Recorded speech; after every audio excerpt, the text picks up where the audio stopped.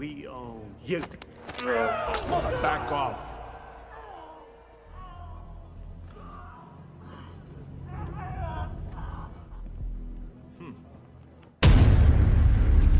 Assalamualaikum kawan-kawan, semoga kita dalam keberkahan.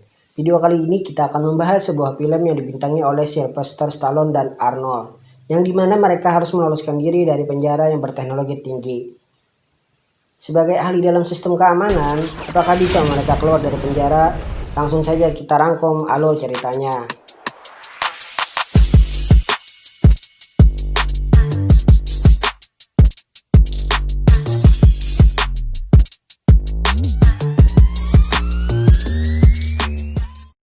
Di awal kita diperlihatkan sebuah penjara federal yang berada di Colorado.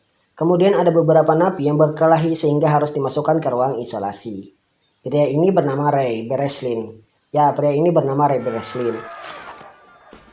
Dia membawa buku dan selalu memperhatikan keadaan sekitar. Di dalam ruang isolasi, ia memperhatikan atap yang berjeruji. Kemudian penjaga bersantai di atasnya.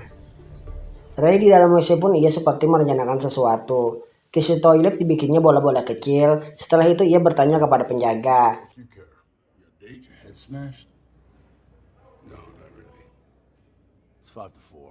Di luar penjara, seorang perempuan keluar dari mobil bersamaan dengan Ray yang sedang menghitung. Tidak lama kemudian terjadilah. Ray pun dapat meloloskan diri dari penjara federal. Dan ini Lester Clark. Ia adalah CEO B dan C Security, atau yang lebih dikenal sebagai perusahaan pengamanan independen, yang dimana disewa oleh penjara Biro Federal untuk menguji integritas pengamanan maksimum penjara secara nasional. Ternyata Ray masuk penjara hanya untuk memastikan kalau semua penjara sudah 100% tidak bisa ditembus, dan rupanya penjara federal bisa dibobol. Kepala sipir pun bertanya, bagaimana caranya Ray meloloskan diri dari penjaranya? Ray langsung menjelaskan kalau semua pelolosan diri memerlukan 3 hal. Dengan mengetahui tata ruang, mengerti rutinitas, dan bantuan dari luar maupun dalam. Ray mengetahui kalau penjara tersebut bersebelahan dengan pemadam kebakaran, yang membuat penjara itu sangat tidak aman. Ray juga sengaja berulah agar dia dimasukkan ke ruang isolasi, yang dimana penjagaannya malah tambah mudah atau lemah. Di situ juga Ray menghafal setiap rutinitas kebiasaan seluruh penjaga keamanannya.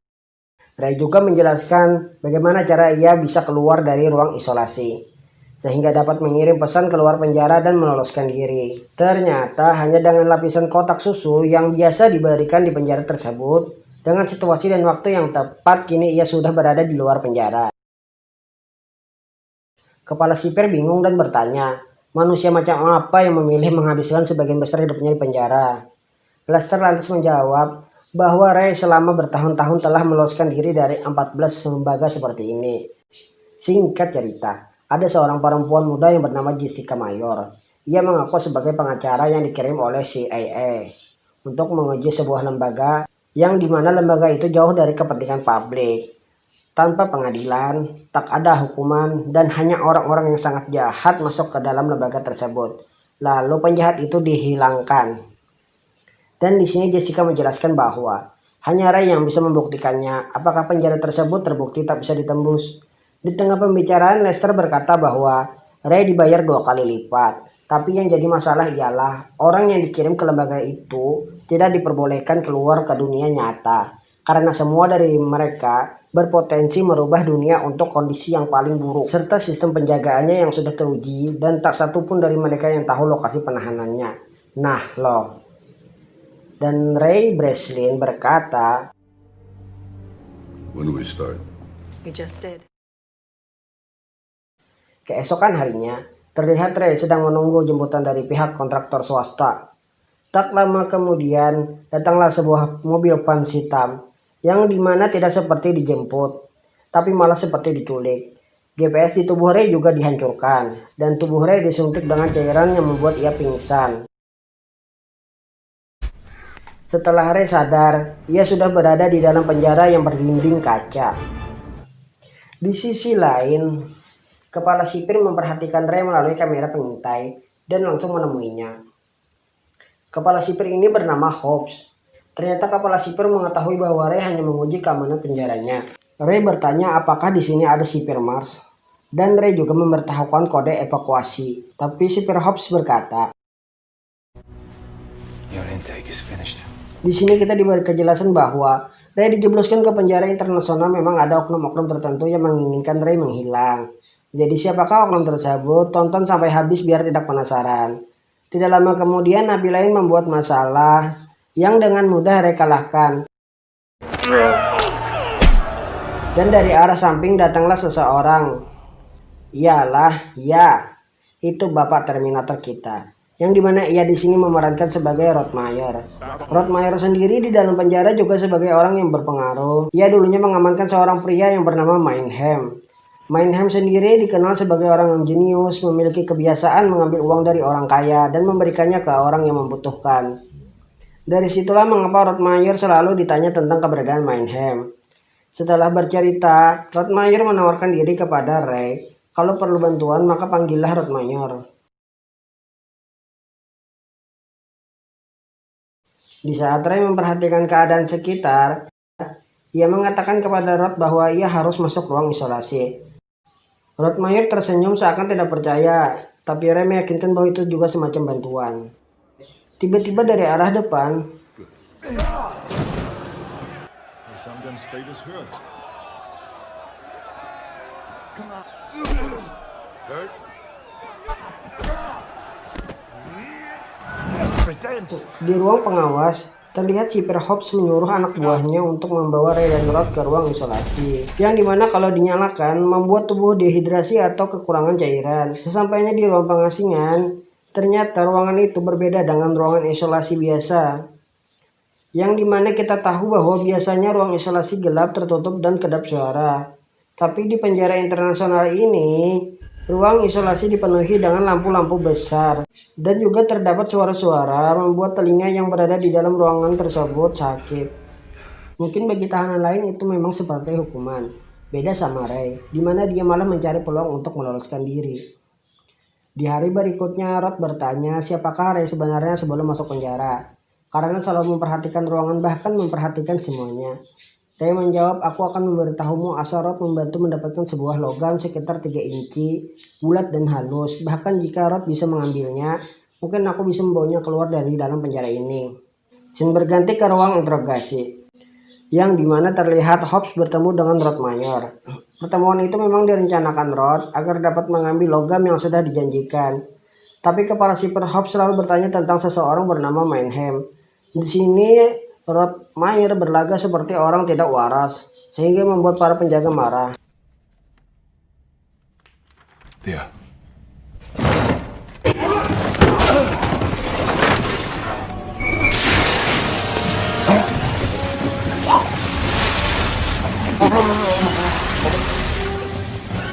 Tenang.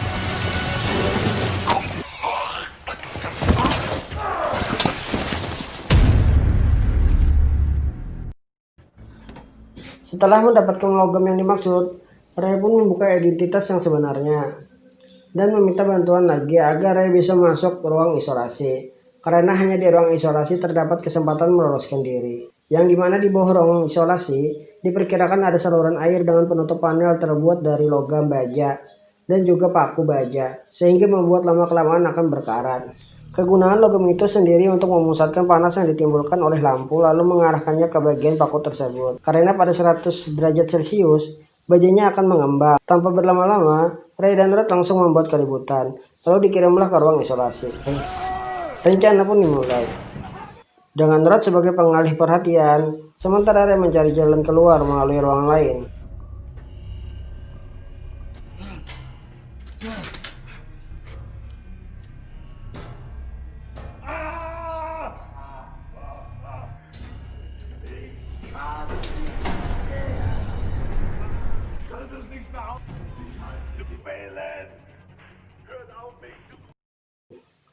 Ray saat mencoba kabur, tidak sengaja malah merusak arus listrik, sehingga mengakibatkan katup air terputus dan menimbulkan banjir di dalam ruang isolasi. Tidak lama kemudian Ray sampai ke permukaan, yang ternyata penjara tersebut berada di tengah-tengah lautan.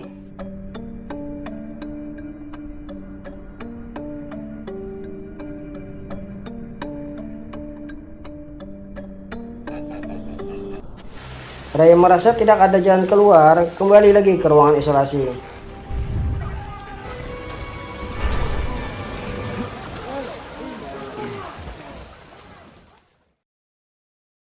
Di sisi lain, terlihat Lester menelpon sipir Hobbs mengatakan bahwa kliennya sudah membayar mahal untuk memastikan kalau fasilitasnya tak bisa dibobol. Dan Lester juga mengetahui tentang orang yang bernama Manheim karena telah mengubah seluruh sistem dunia perbankan ke konfederasi, sehingga membuat bank Cina, Brazil, Rusia, Inggris, Amerika Serikat, dan bank-bank Swiss lainnya membayar Lester untuk menemukan keberadaan orang tersebut yang bernama Manheim. Singkat cerita, Ray membuat sebuah alat pengukur derajat bernama Sektan dengan cara membandingkan bintang utara dengan cakrawala. Hal itu membuat Ray mengetahui setengah dari lokasi mereka sekarang. Tapi alat tersebut berfungsi hanya dengan membawanya ke atas kapal dan mengukurnya. Rottmeier lantas meminta bantuan ke sesama tahanan lain yang beragama Muslim untuk mengakal-akali sipir Hobbs dan membawa alatnya ke atas kapal agar bisa mengukur dan membandingkan bintang. Alasan tahanan Muslim ialah ingin menyebut nama Allah dan Nabi Muhammad di udara terbuka. Hobbs menyetujui dengan menukar informasi kapan waktu Rottmeier dan Ray akan melarikan diri dari penjara.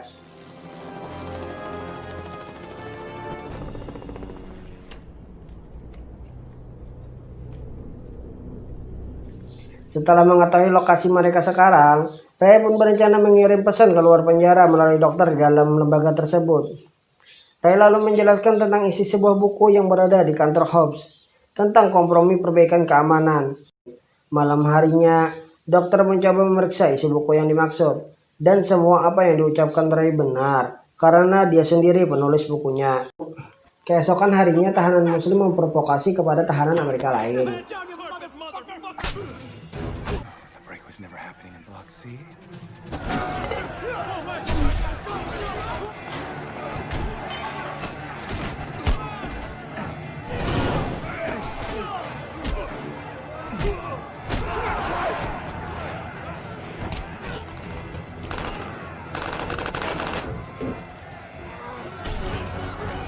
Di tengah keributan, Ray, Rottmeier dan tahanan Muslim kabur melalui tangga atas, yang dimana Ray mensabotase CCTV penjara.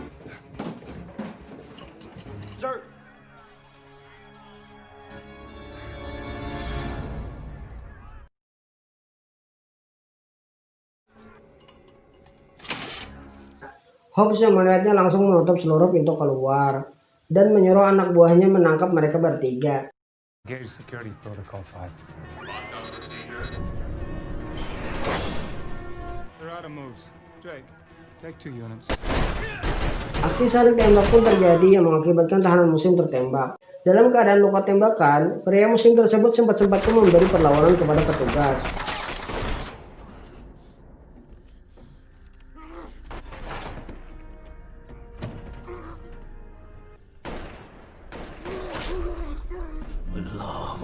Ray kemudian menyuruh Rottmeier duluan menuju pintu keluar. Sementara itu ia ke ruang mesin untuk mematikan kunci otomatis.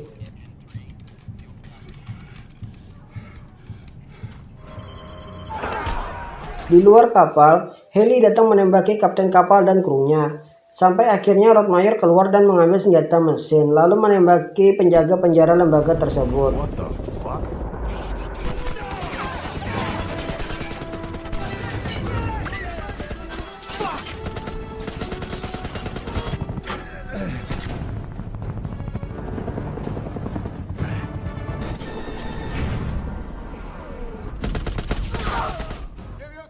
Kembali ke Ray, ia bersembunyi di ruang pembuangan air, sementara Hobbs terus mencari.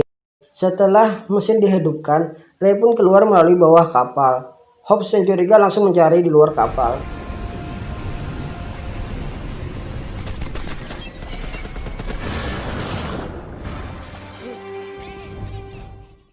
Di luar sudah ada Rottmeier yang menunggu dengan helikopternya.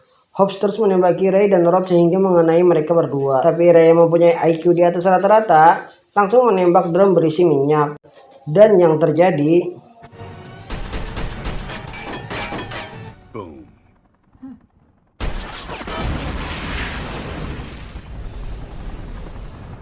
Have a lovely... Di akhir film diperlihatkan wanita yang mengaku pengacara, ternyata ia adalah putri dari Rottmeier. sekaligus mata dan telinganya di CIA. Hal yang paling mengejutkan ternyata Rottmeier ini ialah orang yang paling dicari oleh para banker dunia, yaitu Meinhem. Iya, Rottmeier ialah Meinhem. Dan Lester sebagai dalang dari semua ini mencoba melarikan diri. Tapi belum sempat kemana-mana, ia pun dikirim bersama mobilnya di dalam sebuah kapal yang bermuatan ratusan kontainer. Film pun tamat. Terima kasih sudah menonton video ini. Saya Jali Juan. Wassalamualaikum warahmatullahi wabarakatuh.